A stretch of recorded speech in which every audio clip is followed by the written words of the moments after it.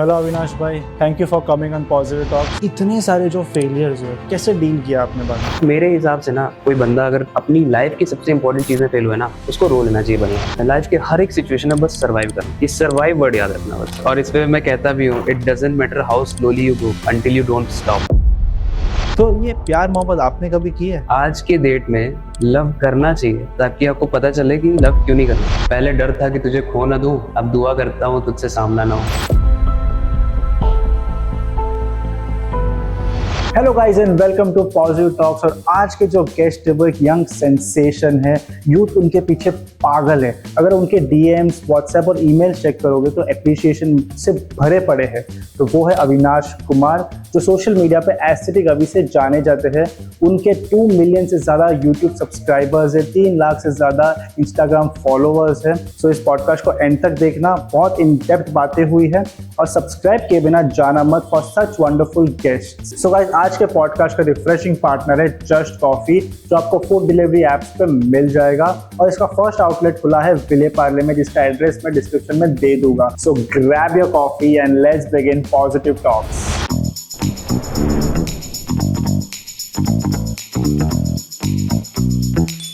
सो hello Avinash भाई, thank you for coming on positive talks. Thank you so much. ये podcast आपको भी पता है, बहुत टाइम से अपन प्लान कर रहे थे। एंड बेसिकली यू नो, पिछले 1 साल से हम फ्रेंड्स हैं ऑन इंस्टाग्राम।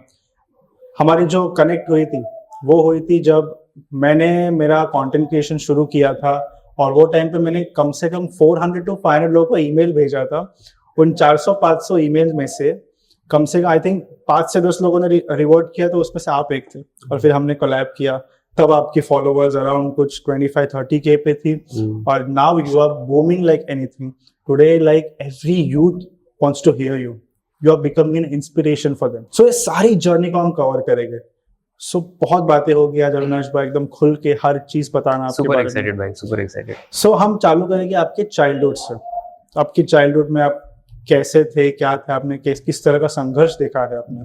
पहले अपनी फैमिली बैकग्राउंड के बारे में बताता हूँ। तो बहुत ही middle class, lower middle class जो होता है वो था, ठीक है।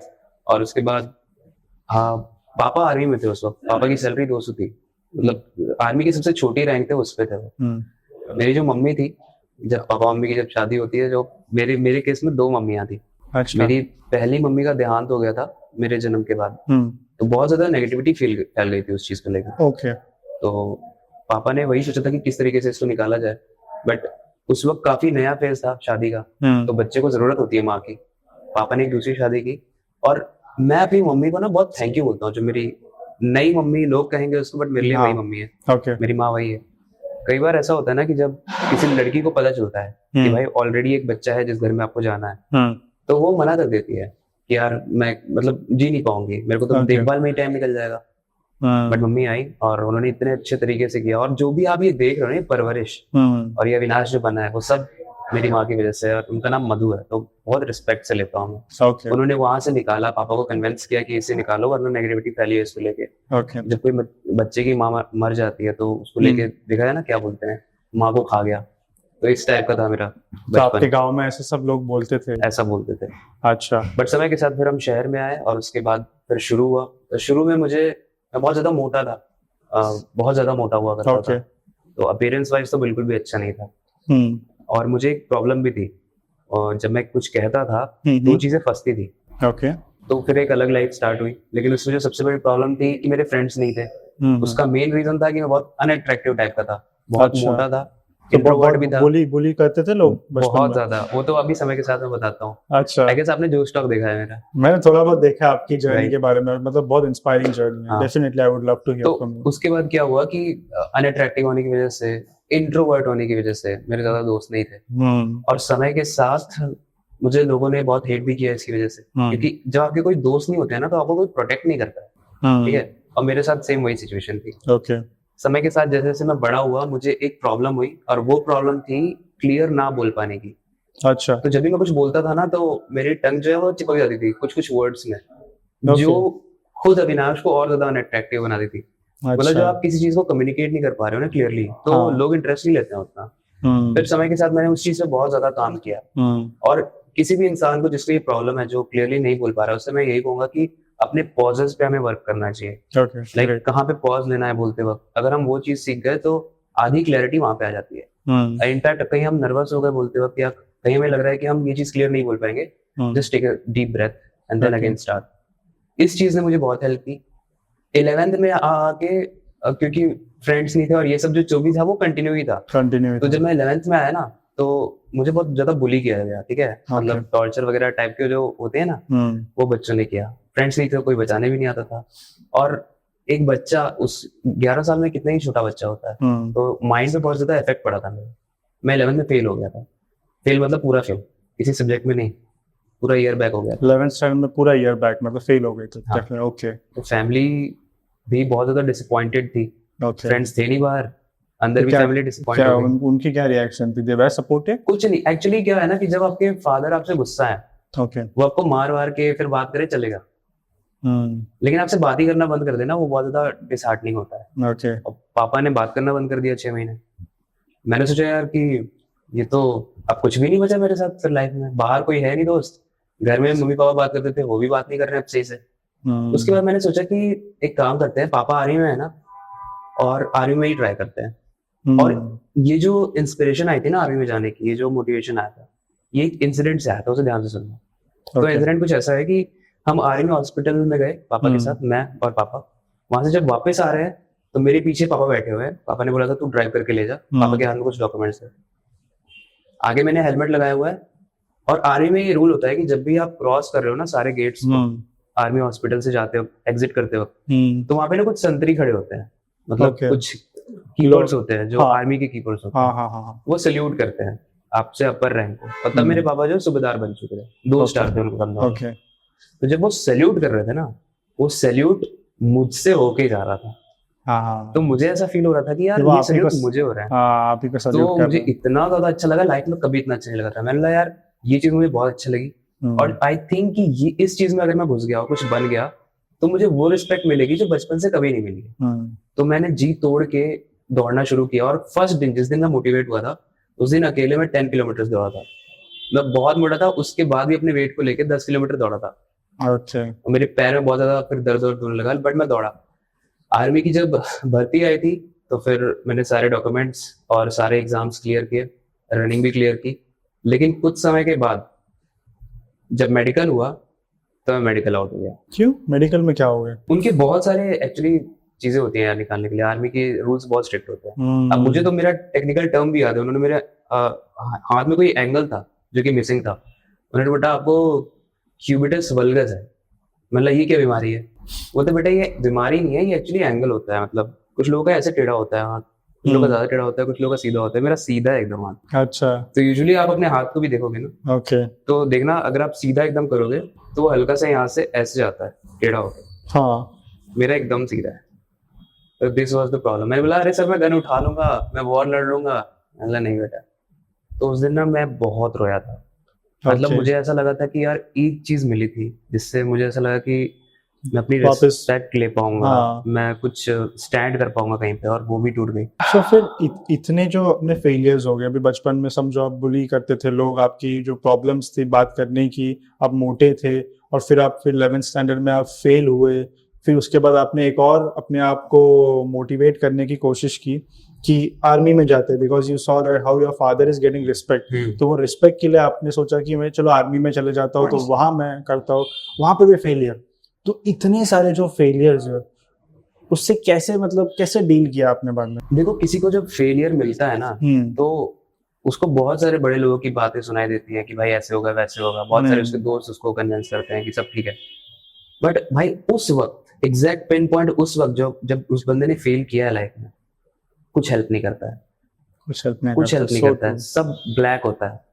और उस वक्त मेरे हिसाब से ना, कोई बंदा अगर ऐसी कोई अपनी लाइफ की सबसे इंपॉर्टेंट चीजें फेल हुए ना, उसको रो लेना चाहिए बढ़िया से, उसको बढ़िया से रो लेना चाहिए, अपना दिल पहले हल्का कर लेना चाहिए। और यही मैंने किया। मैं उस वक्त एक पेड़ के नीचे बैठ के अपनी किस्मत पे रो रहा था। मैं ये सोच रहा था कि अब लाइफ में कुछ नहीं होने वाला है, फ्रेंड्स भी नहीं है, फैमिली भी नकम्मा ही मानती है, और आर्मी में भी नहीं हुआ, कुछ नहीं होगा लाइफ में। मैंने बस ना किस्मत पे छोड़ दिया कि अब ना मेरे को मैं कुछ चाहता नहीं हूँ लाइफ में, बस जो हो रहा है ना बस वो होता है। उसके बाद मैं घर आया, और गवर्नमेंट एग्जाम्स की प्रिपरेशन की, क्योंकि फैमिली जो है ना वो ऑर्थोडॉक्स है थोड़ी सी, स्टीरियोटाइप कैसी फैमिलीज होती है कि हमारा बच्चा गवर्नमेंट जॉब में जाएगा, as your father is also army person. हाँ, और उसके बाद अगर आर्मी में नहीं भी हुआ ना तो गवर्नमेंट जॉब में, क्योंकि वो इम्पोर्टेंट है शादी के लिए, फ्यूचर के लिए, वो बड़ा सेफ मानते हैं। अगर 50 साल तक काम करो फिर पेंशन रेडी है, तो 50 साल तक 50,000 में काम करो फिर पेंशन, यही है टिपिकल।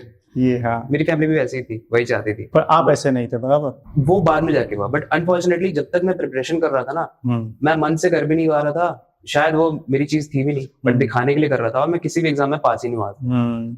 आर्मी के ही एग्जाम में पास हुआ था, मेडिकल में फेल। उसके बाद किसी भी एग्जाम, मैंने इनफैक्ट ग्रुप डी का भी फॉर्म भरा, झाड़ू पोछा होता है ना रेलवे में, वो उसका भी फॉर्म भरा था, मैं उसमें भी पास नहीं हुआ।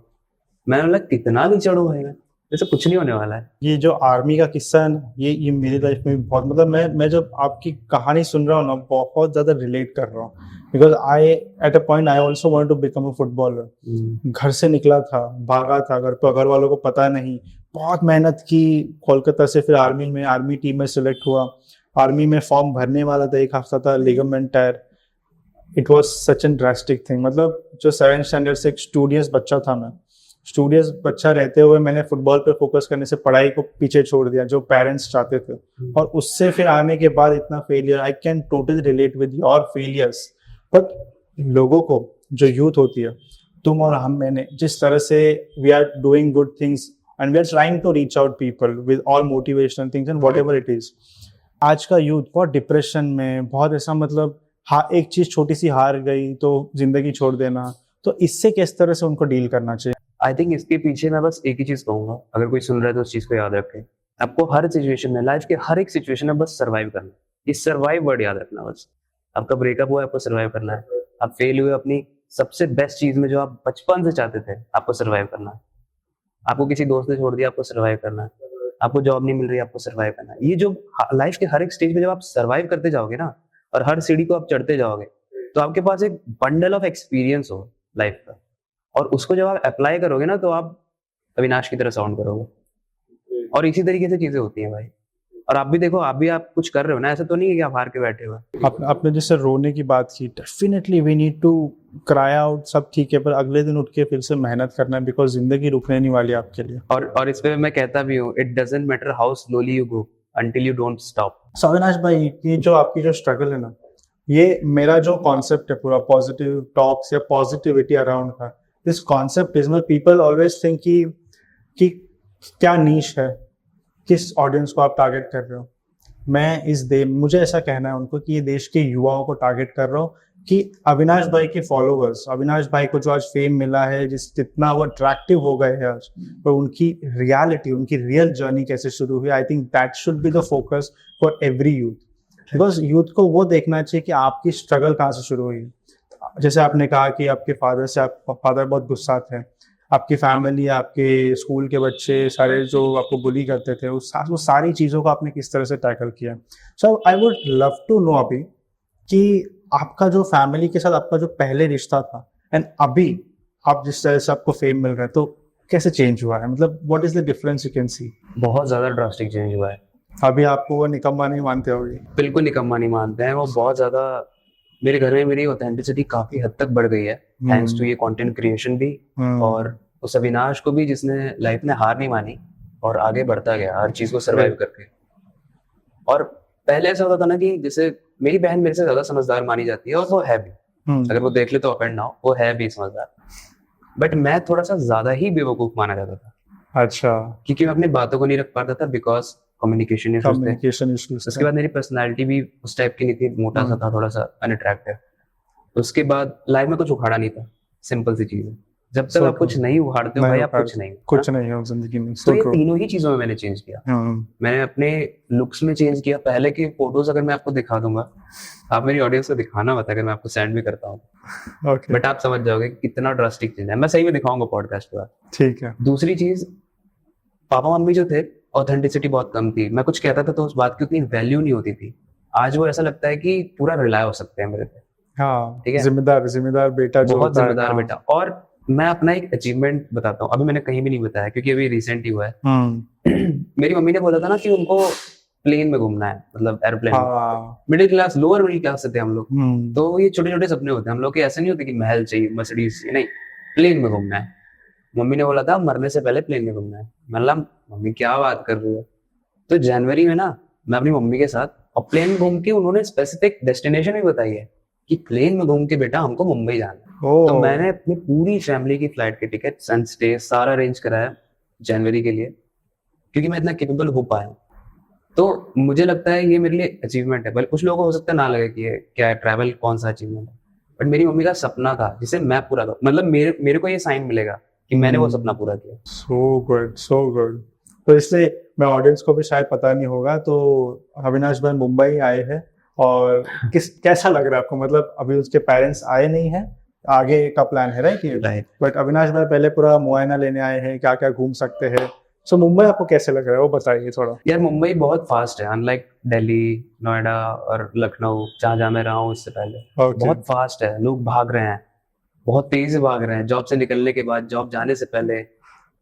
आई थिंक अभी तो बहुत कुछ एक्सप्लोर करना है। मुंबई की एक्चुअल ब्यूटी जहाँ लोग नहीं है वो चीज एक्सप्लोर करनी है, बट लोग तो बहुत ज्यादा तेज भाग रहे हैं यहाँ। आपको मराठी खाना कैसे लगा? Yesterday you had come for a dinner, so आपको मराठी खाना कैसे लगा मेरी माँ का? भाई thank you so much invite करने के लिए, बिकॉज इट वाज अमेजिंग। ऐसा होता है ना कि कई बार आप अनजान शहर में जाते हो तो आप ऑर्डर्स एंड यही सब पे डिपेंड रहते हो, बट पहले ही दिन आके जब आपको किसी घर का ही खाना मिल जाए तो मेरी बड़ी इच्छा थी कि because see Mumbai is a metropolitan city, so यहाँ पे एक तरह का ऑल कल्चर बिलोंगिंग सिटी है ये। बट मेरी बड़ी इच्छा थी कि आपको महाराष्ट्रन फूड ट्राई कराओ, यहाँ की जो ऑथेंटिक चीजें हैं, टेस्ट है, वो आपको ट्राई कराओ। फिर तो अभी जो रेस्टोरेंट्स है वो सब तो वही खाना होगा, थोड़ा टेस्ट में ऊपर नीचे होगा। Correct. So that was the reason. Coming back to the conversation, आपकी कंटेंट क्रिएशन की जर्नी पे आता हूँ, जिसने आपकी पूरी जिंदगी बदल दी है। It's like I first want to know कि ये एस्थेटिक अभी, जिसे मतलब आज लोग इतना प्यार कर रहे हैं, ये नाम कैसे आपको सूझा, कैसे आपने रखने का सोचा? तो देखो एस्थेटिक अभी, तो इसके पीछे सिंपल सी चीज है कि मैंने जो आपको स्ट्रगल वाले डेज बताए थे, हाँ। जब मेरे को जॉब नहीं मिल रही थी, तो मैंने सबसे पहले, बहुत कम लोगों को पता है, मैं एक जिम ट्रेनर था। ओके मेरी 8,000 की सैलरी हुआ करती थी और मैं उसमें जिम्स में काम करता था। और वहां भी सेम वही चीज, बदतमीजी करते हैं ट्रेनर्स के साथ, डंबल्स फेंक देते हैं और रखने के लिए बोलते हैं। तो मैंने फिर छोड़ दिया था। मैंने बोला कि यहाँ भी वैल्यू नहीं है, मजा नहीं आ रहा है, लाइफ में कुछ स्पेस क्रिएट करनी है खुद की। फिर उसके बाद मैं कॉर्पोरेट में घूम गया और उसके बाद मैंने कंटेंट क्रिएशन स्टार्ट किया। हाँ। बट आपका क्वेश्चन जो था, एस्थेटिक अभी नाम क्यों रखा? इंस्टाग्राम पे मेरा नाम एस्थेटिक अभी मैंने इसलिए रखा था क्योंकि मैंने जब कंटेंट की शुरुआत की थी तो मैं फिटनेस से रिलेटेड बनाना चाहता था, और बनाया भी था, ठीक है, उतना चला नहीं। फिर उसके बाद एक्सपेरिमेंट करता है हर कंटेंट क्रिएटर स्टार्टिंग में। अब वो चलने लगा, तब तक फिर ब्रांड, आपका नाम आपका ब्रांड होता है और आप उसे बार बार चेंज नहीं चेंज कर सकते। तो इसलिए अब वो एस्थेटिक अभी ही बड़ा बन गया है, और उसमें कुछ बुरा भी नहीं है। एस्थेटिक मतलब यही नहीं है कि आप फिजिकली ही सिर्फ एस्थेटिक हो, आप माइंड से भी एस्थेटिक हो सकते हो। Right, aesthetic is I feel like the real self of you, real self of yourself. सब सेगमेंट्स में है, परफेक्ट दिख रहा है, परफेक्ट दिखना है, परफेक्ट तरीके से आप बात कर रहे हो, तो आप एस्थेटिक हो, आई गेस। सो ये कंटेंट क्रिएशन का जो आपका फेज है, उसमें मैं आपसे पूछना चाहता हूँ कि ये जो कॉर्पोरेट वर्ल्ड है, जब आप काम करते हैं कॉर्पोरेट लाइफ में, और आज के जो बच्चे हैं यूजुअली उनको क्या होता है कि दो तीन चीजें एक साथ नहीं करनी होती। So how you manage in your corporate thing and along with that ये पूरा content creation की journey? यार कॉर्पोरेट में ना टाइम बहुत कम मिलता था मुझे आज भी याद है, मेरी शिफ्ट हुआ करती थी, वो 10 बजे से लेके रात के 7-8 बजे जाते थे। Okay. और जब मैं आता था तो पूरा टायर्ड हो गया होता था। तो मैं अपने आप को रीसेट करने के लिए, क्योंकि मैंने एक शेड्यूल बना के रखा था हर दिन का, मैं हर दिन सुबह उठ के एक नया शेड्यूल लिखता था और उसको फॉलो करता था। तो जब मैं वापस ऑफिस से आता था तो मैं 1 घंटे का रीसेट टाइम अपने लिए लेता था, जिसमें मैं फ्रेश होने के बाद जिम जाता था। Okay. जिम जाके मैं रीसेट हुआ, एक अलग जोन में फिर आ गया। Okay. मेरा मोटिवेशन आ गया कि भाई मेरे को कंटेंट बनाना। फिर मैं स्क्रिप्टिंग करूंगा, पिछले दिन की जो एडिटिंग है उसको फिनिश करूंगा, और उसके बाद अगर शूटिंग पेंडिंग है तो वो करूंगा। फिर सुबह उठूंगा सोने के बाद, और सुबह मैं शूट करके जाता था ऑफिस। Okay, तो बड़ा हेक्टिक हो जाता था। टाइमिंग क्या होता था सुबह शूट का आपका? सुबह मैं उठता था लगभग 7-7:30 बजे के आसपास उठता था, क्योंकि मेरी 10 बजे से शिफ्ट थी, और 10 बजे का शिफ्ट का मतलब है वर्क फ्रॉम ऑफिस था, तो आपको 9 बजे तो निकलना ही है, 1 घंटा लगेगा। तो उस 1 घंटे के बीच में आप शूट कर 7:30 से 8:30 मेरा शूट होता था। ग्रेट। और वो मैं करके जाता था फिर, और ऐसा लगता था जैसे आज कुछ सुबह अचीव करके आया हूं जब मैं शूट करके जाता था। बट हाँ ट्रस्ट मी ये बहुत ज्यादा हेक्टिक था, बहुत ज्यादा मतलब ये चीज लोगों को नहीं पता है किसी को, और अगर बता भी रहा हूँ ना तो वो फील नहीं कर पा रहा कितना ज्यादा पेनफुल था। बिकॉज कहीं ना कहीं हम आज के जो यूथ है जिनके सपने बड़े हैं, basically their dreams are very big, but कैसे अचीव करना है, किस तरह से टाइम मैनेज करना है, उनको लगता है कि हमें पूरा फ्री टाइम मिले तो हम कर लेंगे। ऐसा नहीं होता। मुझे लगता है कि आज मैं भी जब कंटेंट क्रिएशन कर रहा हूँ, मैं कॉर्पोरेट जॉब के साथ कर रहा हूँ, अब तक वो लेवरेज मिली नहीं है मुझे कि वो छोड़ के मैं इसमें आ जाऊँ, और वो साथ में कर रहा हूँ। So in the morning I have to manage, मेरे को सैटरडे संडेज में जो छुट्टी के दिन होते हैं अपने वीकेंड्स के, तब मुझे घूमना फिरना नहीं तो कंटेंट क्रिएशन बनाना है। सो ये कंटेंट क्रिएशन लोगों, कंटेंट क्रिएशन एनीथिंग, यूथ को किसी में भी जाना है, उनको उनके सपनों के पीछे बहुत लगा रहना होगा, राइट?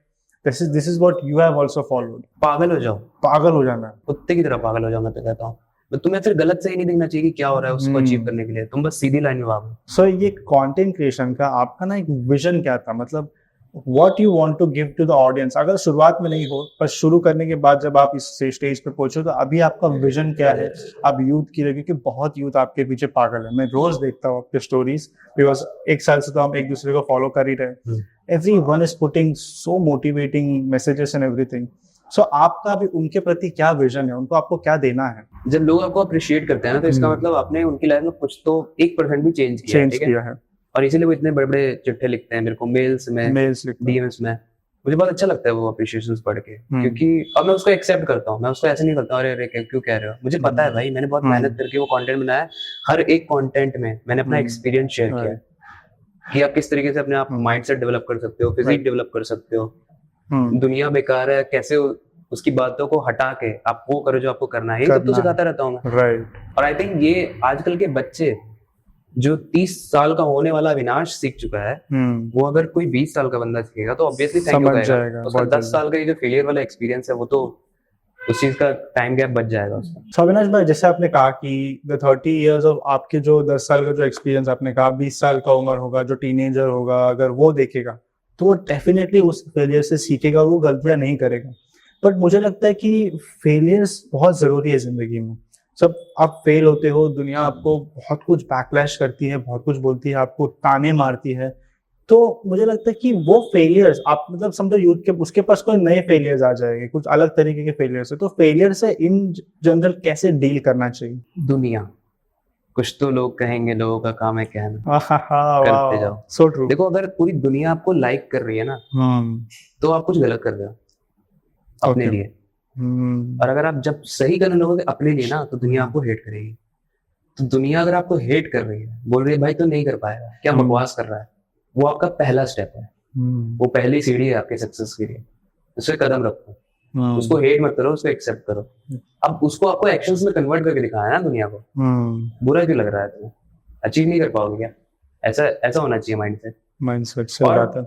मैं हमेशा ये मानता हूँ ना कि रिस्क लो, फेलियर करो, फेलियर आपके सक्सेस का ही पार्ट है, बस आपको डील करना आना चाहिए। अब एक कहावत है कि जो शिप्स होती है ना वो हार्बर पे सेफ होती है, लेकिन वो हार्बर पे रहने के लिए बनी नहीं होती है, वो तो समुद्र में जाके रिस्क लेने के लिए बनी। तो वैसे ही जो इंसान सक्सेस माइंडसेट वाला है ना, जिसको करना है, छोटी मोटी चीजों से नहीं आएगा कि दुनिया उसको क्या कह रही है, वो जाएगा, वो चलेगा, वो जलेगा, लेकिन वो सक्सेस की तरफ जाएगा। So true. और जो हमारे फेलियर्स होते हैं ना वो हमें बहुत सिखाते हैं। मतलब कितना भी आप बुक्स से सीख लो, किसी क्रिएटर से सीख लो, मतलब मैं भी आपको अपनी लाइफ का हर चीज नहीं सिखा सकता हूँ। मैं नहीं सिखा सकता हूँ कि एक्चुअली मैंने कितना पेन सहा है, वो नहीं, मैं बस बता रहा हूँ कि मैंने पेन सहा है, पर क्या आप फील कर पाओगे? नहीं। थोड़ा सा आपको लगेगा ओह क्या पसीने में काम करता था, ऐसे करता था, वैसे करता था, बट उतना काफी नहीं है। आपको प्रैक्टिकल उस मेरे वाले जूते में पैर रखना ही पड़ेगा, या फिर आपके सिचुएशन वाले जूते में पैर रखना ही पड़ेगा। और वो सीख के आप सर्वाइव करके जो बनोगे ना, फिर वो हो सकता है मुझसे भी ऊपर जाओ, या इस दुनिया के सक्सेसफुल लोग जो हैं उस भी बेंचमार्क को आप क्रॉस करो। मुझे लगता है everyone has come in this world ना, ये दुनिया में हर एक इंसान आया ना अपनी कहानी लिखने के लिए। जिस दिन बंदे को पता चल जाएगा ना कि घर बैठे आप कहानी लिख नहीं सकते, आपको आपकी कहानी लिखने के लिए मैदान में उतरना पड़ेगा, मेहनत करनी पड़ेगी। मेरी माँ एक बहुत अच्छी लाइन बोलती है मराठी में, कष्टाशिवाय पर्याय नहीं। मतलब मेहनत के अलावा और कोई रास्ता नहीं है। आप प्लानिंग, प्लॉटिंग, एवरीथिंग धीरे धीरे सीखोगे, पर मेहनत करना जिसको आता नहीं ना वो आगे बढ़ेगा नहीं। जो फेलियर्स को टैकल कर सकता नहीं वो आगे बढ़ेगा नहीं। So true. सो आप इतना मोटिवेशनल जो कंटेंट बनाते हो सर, मतलब बहुत क्रिएटर्स सब बैकलैश जो क्रिएटर्स करते हैं, ऐसे ट्रोल करने के भी होते हैं लोग। सो ये लोग बोलते हैं ये तो सिर्फ मोटिवेट करता है, पर लोग तो मोटिवेट होते नहीं है, सिर्फ सुनते हैं, वाह वाह करते हैं, पर वो अपने जीवन में उतारते नहीं है। तो ऐसे लोगों को क्या बोलोगे आप? कर लो यार, बोलना बंद करो, तुम कुछ कर लो लाइफ में, मैं बस यही कहूंगा उन लोग। और ऐसे लोग फर्क नहीं पड़ता एक्चुअली साहिल भाई, ऐसे लोग एग्जिस्ट करते हैं, अपनी एग्जिस्टेंस पे ही क्वेश्चन करते हैं वो रोज।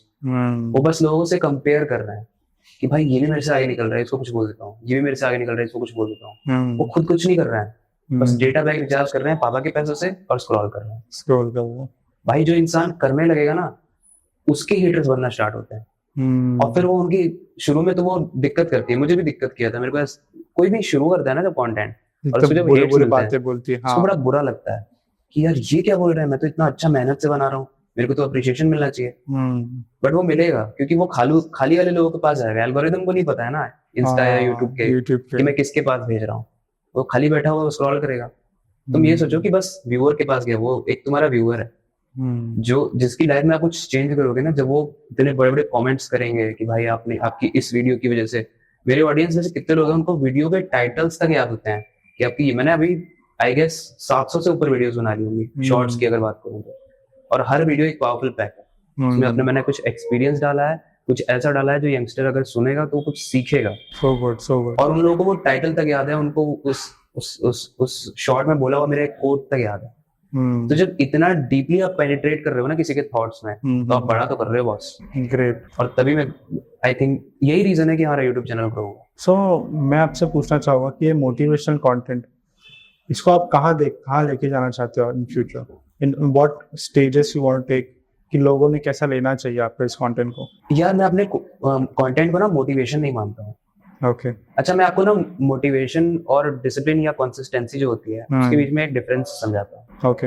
एक बार एलॉन मस्क के इंटरव्यू में ना एक लड़की पूछती है हमसे यही सेम क्वेश्चन जो आपने पूछा कि आपको इतना सारा काम करने के लिए मोटिवेशन कहाँ से आता है? तो एलॉन मस्क बोलता है मैं समझा नहीं। वो लड़की फिर पूछती है कि सर मैं पूछ रही हूँ कि आप ये जो इतना बड़ा बड़ा देश के लिए काम कर रहे हो, अमेरिका के लिए काम कर रहे हो, दुनिया के लिए, उसका मोटिवेशन कहाँ से आता है? मैं समझा नहीं। एलॉन मस्क फिर से तो ये पागल वागल हो गया, ये मेरे क्वेश्चन समझ नहीं रहा। एलॉन मस्क बोलता है अगर कोई चीज जरूरी है तो उसके लिए मोटिवेशन की क्या जरूरत है, मैं तो वो करूंगा ना।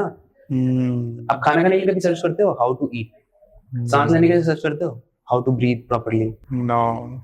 जो चीज जरूरी है ना वो आप करोगे।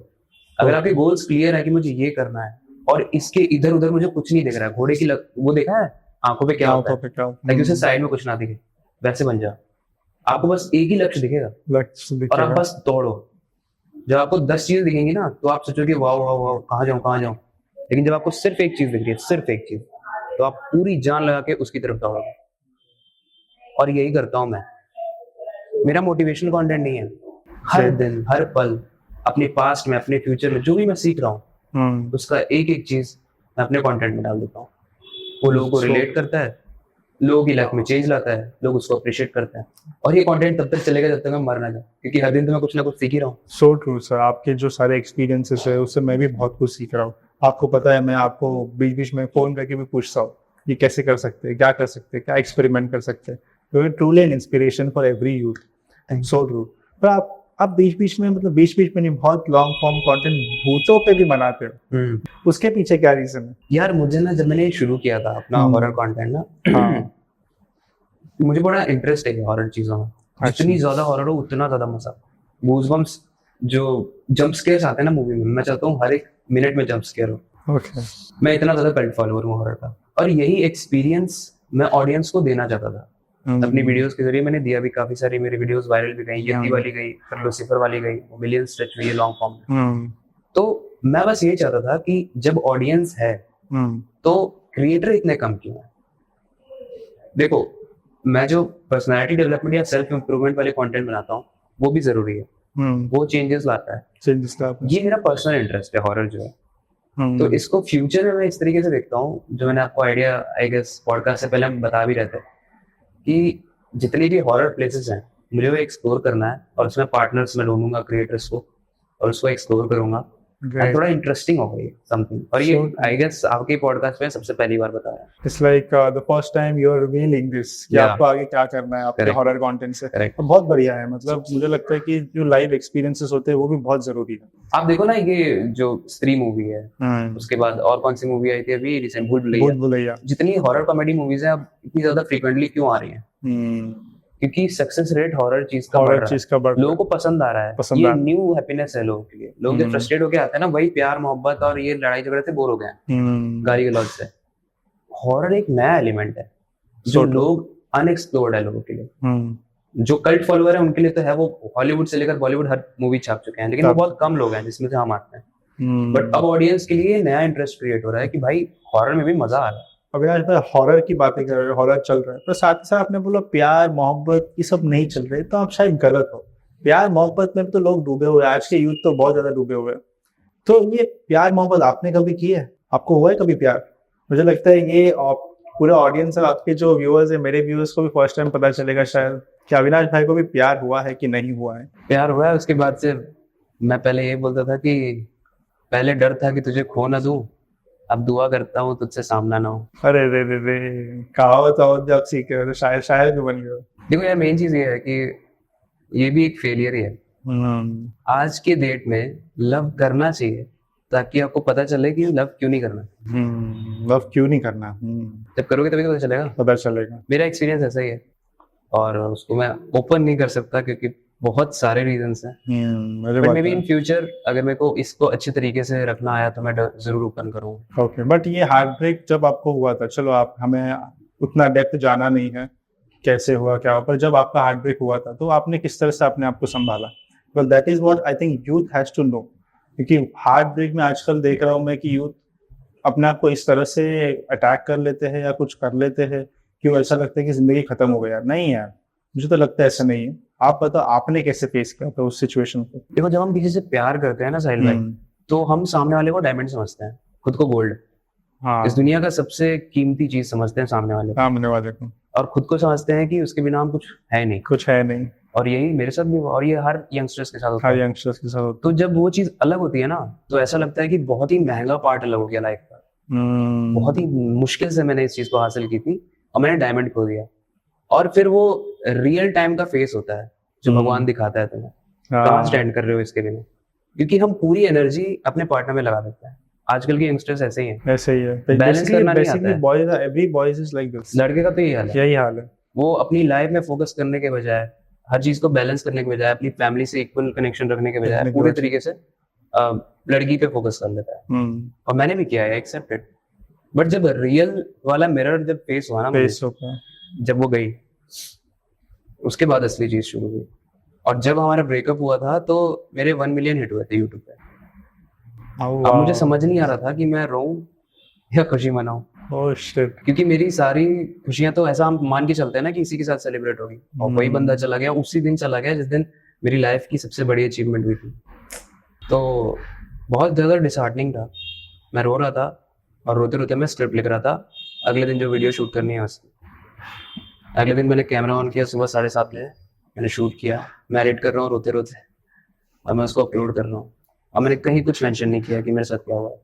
It was just like a normal day. I think ये जो आपका जो कंसिस्टेंसी बोलूं या जो जुनून है आपके अंदर कुछ बनने का, कुछ करने का, आपके काम की तरफ, ये सबको सीखना चाहिए। ठीक है जुनून भाई, एक और चीज का होना चाहिए। जैसे जब ब्रेकअप्स होते हैं या लाइफ की बहुत सारी भयंकर वाली जब सिचुएशन आती है, उसमें से एक होता है यंगस्टर्स के लिए ब्रेकअप। अगर प्रॉपर वाला हुआ है तो लंबा वाला, उस वक्त ना लोग गलत चीजों में घुस जाते हैं, स्मोकिंग, ड्रग्स एंड ये सब चीजों में। ये बट मेरे हिसाब से ये टेम्परेरी नशा है। ये आपको कमजोर कर रहे हैं, उनको नहीं समझ आता।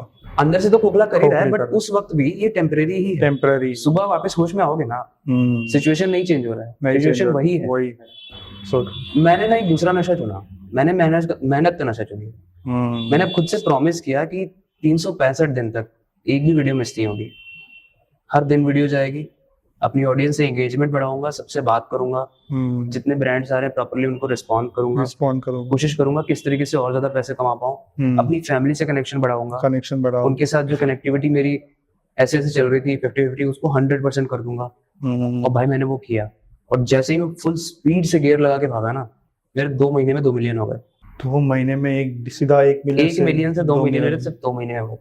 So good. तो दिस इज अ पावर जो भगवान आप में देखता है। जब भगवान आपको तोड़ रहा है, आपके प्लान्स को डिस्ट्रॉय कर रहा है ना, तो उसके पास कुछ बड़ा प्लान है, बेटर प्लान है। तो मुझे ही उस वक्त नहीं पता था, मुझे बस एक ही चीज पता थी जो मैं सबको कहता हूँ, survive this situation. I think failure is not, मुझे लगता है ऑडियंस को, यूथ को ये समझना बहुत जरूरी है कि failure is not the end. I think failure is something for the new start. ऊपर वाले ने जो सोचा है ना, उसकी प्लानिंग शुरू हुई है अभी। तेरी प्लानिंग खत्म हो गई। तेरी प्लानिंग की एक अंत है, ऊपर वाले की प्लानिंग की अंत नहीं है भाई। उसने कुछ बहुत बड़ा सोचा। This is what it is, I feel. और वेरी गुड इंस्पिरेशन है। मतलब ब्रेकअप के बाद किस तरह से उस जुनून को इस्तेमाल करना है, that is what people should learn from. आग होती है ना इंसान में, बहुत भयंकर आग होती है उसको। प्यार तो हमने भी किया है, हमें भी पता है। मतलब ऐसा लगता है कि यार हम किसी और लड़कियों को देखना ही भूल जाते हैं जब उसके पीछे लग जाते हैं, पर टूटता है उसके बाद पता चलता है कि नहीं भाई, दुनिया, रियल दुनिया अलग है। आपने जैसे अपने माँ बाप के सपने को जो पूरा कर रहे हो, प्लेन से मुंबई लाने का, आई थिंक ये सब जब आपकी आंखें खुलती है ना, तब आपको पता चलता है फैमिली इज इम्पोर्टेंट। कभी कभी अपना self, our self, inner self is more important than बाहर का शोर। सो ये प्यार का जो मसला है, ठीक है, definitely I think you have given a right answer to it कि किस तरह से डील करना चाहिए। पर जब देश की बात आती है, मुझे लगता है as a content creators we also have to be very vocal about it कि देश में क्या हो रहा है, देश को किस तरह से हम डेवलप कर सकते हैं through digitalise, through content creation और थ्रू ऑल अदर वेज, जो भी तरीके हमें मिलते हैं। बिकॉज अब जब देश के बारे में सोचते हो तो हर तरीके आपके लिए खुले होते हैं जो देश को आगे लेके जाते हैं। सबका अपना तरीका हो सकता है, हमारा तरीका डिजिटल वाइज है। सो आप आज देश को कहाँ देखते हो, मतलब in what place India is today, और अगर उसको और डेवलप करना है तो कैसे करना है, मतलब आपका विजन क्या है उसके पीछे? इंडिया में ना एक बहुत बड़ी पावर है और एक बहुत बड़ी प्रॉब्लम है। ओके। पावर है यंगस्टर्स। पूरी दुनिया का सबसे ज्यादा जो यंगस्टर्स वाला देश है वो इंडिया है। लेकिन सबसे ज्यादा जो बटा हुआ देश है वो भी इंडिया है। मेरा जो कंटेंट है वो बांग्लादेश, पाकिस्तान, नेपाल और पता नहीं कहाँ से लोग मेरे को मैसेज करते हैं, मेल्स करते हैं। आज सुबह ही मैंने एक स्टेटस डाला, एक पाकिस्तानी ने मुझे अप्रिशिएट किया था। उसने बोला आपने मेरी लाइफ में बहुत कुछ चेंज किया है, I also want to meet, मैं मुंबई कैसे आ सकता हूँ।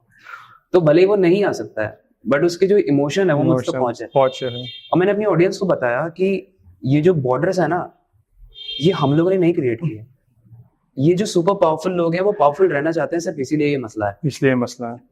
पॉलिटिशियंस हमेशा उसी की चेयर पे बैठे रहना चाहते हैं, फिर उनके बाद वाला पॉलिटिशियन उस पे बैठे रहना चाहता है, तो ये सब कभी टूटेगा नहीं। बट हम लोग जो नॉर्मल लोग हैं, चाहे वो देश के बॉर्डर्स से बटे हुए हों, कास्ट के बॉर्डर से बटे हुए हों, रिलीजन के बॉर्डर से बटे हुए हों, हमको ना ये सब हटा के ऐसा खुद कैसे ग्रो कर सकते हैं, इस दुनिया को काइंडनेस कैसे दे सकते हैं, सबकी हेल्प कैसे कर सकते हैं, और फालतू लोग जो बोलते हैं उसका फर्क ना पड़े हम पे, कैसा बन सकता है, उस पर ज्यादा फोकस करना चाहिए। मुझे लगता है कि जो धर्म की बातें है वो आज बहुत वोकल इसलिए है क्योंकि उसमें कास्ट वाला कीड़ा घुस गया है कहीं ना कहीं। बिकॉज धर्म ये बहुत सेल्फ सेटिस्फैक्शन या सेल्फ ग्रोथ के लिए होता है, हम अंदर से किस तरह से अपने आप को मजबूत कर सके। ऐसा लगता है कि कोई नहीं हो तो ऊपर वाला है अपने साथ, जब तो उसके लिए होता है। बट जहाँ पे कास्ट सिस्टम आ जाता है, जहाँ पे हमें जॉब मिलने वाले हैं, स्कूल में रिजर्वेशन, कॉलेज में रिजर्वेशन, ट्रेन में रिजर्वेशन, ये सारे रिजर्वेशन के जो चक्कर चल गए वहाँ पे बहुत बढ़ गए हम, और उस वजह से लोग इस धर्म को ज्यादा प्रेफरेंस दो, यहाँ पे ज्यादा रिजर्वेशन मिलती है, यहाँ पे नहीं मिलती है। ये इस तरह से देश बढ़ गया। आपको लगता है? नहीं, बिल्कुल यही सही बात है। आई गेस जो मैंने आपको कहा ना कि पावरफुल लोग पावरफुल रहना चाहते हैं, बस इसीलिए ये सब बटा हुआ। अगर आप एक इंसान को, 2 बच्चे पैदा हो रहे हैं, 2 अलग रिलीजन के हैं, उनको एक रूम में बंद कर दो, एक घर में रखो और उनको वहीं पे बड़ा करो, तो बड़े होके लड़ेंगे नहीं एक दूसरे से, नहीं लड़ेंगे, वो लाइक अ ब्रदर रहेंगे, क्योंकि उनके कान में, उनके सर में डाला नहीं गया है ये कीड़ा धर्म का, कास्ट का। इंसान भगवान ने नेचर ने, जिसको भी आप मानते हैं, नॉर्मल इंसान बनाया है। इसमें हड्डी है, खून है और मांस, बस एक दिमाग है, पर वो इस्तेमाल किया नहीं जाता। हाँ, वो दिमाग इस्तेमाल किया जा रहा है, लेकिन जब उस साइड की बात आती है ना तो लोग भड़क जाते हैं, उसको छोड़ना नहीं चाहते हैं, उस पर कट्टरता आ जाती है। आई थिंक यही इशू है जिसकी वजह से थोड़ा बहुत डेवलपमेंट में थोड़ा स्लो हो रहा है इंडिया। जिस दिन ये ज्यादा हट जाएगा, आप जितने भी डेवलप्ड नेशन देखोगे ना, वो सब रिलीजन को बाद में रखते हैं, क्योंकि रिलीजन उनके अंदर है। आई थिंक रिलीजन एक दिनचर्या है, किसी का बुरा ना करना, टाइम से नहाना, हाइजीन रखना, ये सब तो है रिलीजन, यही सिखाता है। सही बात है। बट उसको एक इतना स्पेशल प्रायोरिटी क्यों देना भाई? वो अच्छा है, हमको सीख लिया हमने, अब क्या करना है, हम कैसे ग्रो करें, हमारे देश कैसे ग्रो करें, हमारा स्टेट कैसे ग्रो करें, उस पर ज्यादा फोकस करना चाहिए। आपको लगता है ये जो रिजर्वेशन हटाने के बाद लोग एक्सेप्ट कर सकते हैं? मेरे लिए यही बेंचमार्क है एक असली नेता का। जिस दिन ऐसा नेता आ गया ना जो रिजर्वेशन को हटा देगा, मेरा सैल्यूट। ये बहुत बड़ा स्टेटमेंट है, मेरा सैल्यूट मिलेगा। बहुत बड़ा स्टेटमेंट है कि अगर रिजर्वेशन हटाना है वो ठीक है। Let's see how we can create awareness through our content. ये बहुत जरूरी है हमारे लिए, क्योंकि एक यूथ नेशन, यूथ जनरेशन है हमारा देश, एक युवा पीढ़ी है। आई थिंक एक हर एक कंट्री का एक फेज आता है, ऐसा कहा जाता है, क्योंकि I talk with lot of politicians and all the sector of people industries. So एक हमेशा सबसे मुझे सुनने मिलता है कि एक फेज होता है हर देश का, ये हिंदुस्तान का टाइम है, 2040-2050 तक हिंदुस्तान यंग रहने वाला है, बहुत युवा रहने वाले हैं उसमें। तो ये यूथ को अपनी एनर्जीज विच एवर वेज देश को आगे लेके जाने के लिए कास्ट, धर्म, ये सबसे बढ़कर इंसान के बारे में सोचना है, हिंदुस्तान के बारे में सोचना है, और फिर आके दुनिया के बारे में सोचना है। Because India is basically known for the world, because जो हिंदुस्तान के संस्कार है वो शायद पूरी दुनिया में शांति जरूर ला सकते हैं, ऐसा मुझे लगता है। This is what my believe is. Avinash भाई, बहुत बहुत मजा आया, बहुत सारी बातें हुई हैं, and I think you are such a kind friend to me. मतलब एक मेरे बड़े भाई जैसे ही हो, इतना गाइड किया है, and I am so inspired and so proud of you. क्या आपकी जर्नी मैंने देखी है। हाँ भाई, मैंने विटनेस्ड इट। या I have seen your journey. You are one of that person who accepted my request that we can collaborate. Collab करने के बाद I can see that Avinash, तुम्हारा ही जादू तो नहीं हुआ है कोलैब करने के बाद में उठ गया? नहीं, ऐसा कुछ नहीं है, but ऐसा हुआ होगा तो then I will be happy that I'm a small part of your journey. So आप ऐसे काम करते रहो, ऐसे मोटिवेट करते रहो, आपके बहुत सारे फॉलोअर्स हैं, और आपका जो विजन है वो जरूर जमीन पे उतरे, and I feel like positive talks will bring that vision in front of the people. And thank you so much for coming once again in the positive talks। आगे भी बहुत बातें करेगा। मैं आपके वो पैरानॉर्मल एक्टिविटी के जो विजन है उसमें मैं आपका जरूर साथ वो जल्दी आपको दिखने वाला है। Thank you for having me here, such a wonderful podcast it was. बहुत ही इंटरेस्टिंग क्वेश्चंस थे आपके, अनलाइक अदर। कैसे लगा आपको पॉजिटिव टॉक्स? मतलब I have been to a lot of podcast, but ये इंटरेस्टिंग वन था। एक तो मैं पर्सनली भी जानता हूँ आपको, हाँ। तो वो भी एक रीजन था, but it was interesting one. Questions बहुत इंटरेस्टिंग थे। आई थिंक ये इंसाइटफुल क्वेश्चंस ऑडियंस को बहुत हेल्प करेगा। अगर सच में वो चाहे तो पेन पेंसिल लेके नोट्स बना सकते हैं, इतना ज्यादा इन डेप्थ था। So true. Thank you so much भाई। Thank you so much for coming.